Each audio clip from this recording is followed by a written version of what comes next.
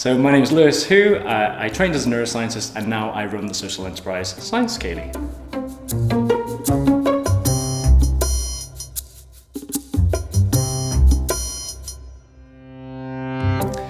So for us, we always think about science skills and creativity skills, and actually, even though we like to think of music as only an art, actually we find that everything requires both those skills too. So you might think about the physics of how the violin works, how to get the best sounds. If you're doing engineering, sound engineering to capture the music better, you're actually thinking about both the science as well as actually the arts of it as well. And equally, obviously, there are things that we might not realize might require creativity. So actually talking about health and well-being, actually most people know about dance, most people know about music, most people know about actually these aspects, but don't realize how much that plays within science too.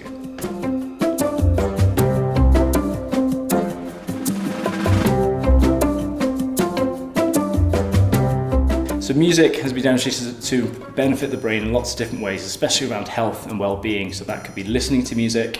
And we do know that actually there's increasing research about the benefits of learning new things throughout your life, whether that might be language learning to help reduce the risk of dementia, but then in music and dance as well, there's increasing research about how this is important to improve general mental health, increase social, connectedness, so feeling less isolated, which becomes increasingly important with an aging population.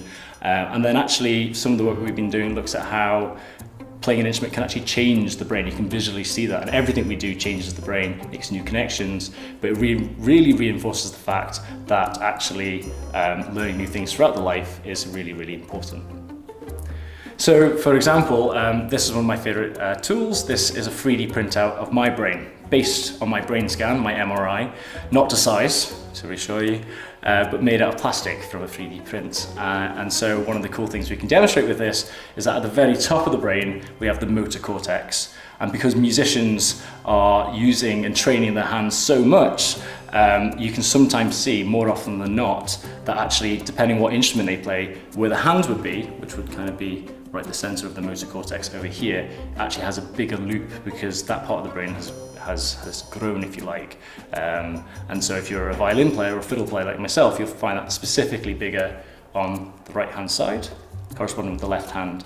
Whereas if you're a piano player, you might find that bigger on both sides. So it's a really good example. It's not specific to musicians specifically, but actually showing how what we learn does affect the brain and is really important.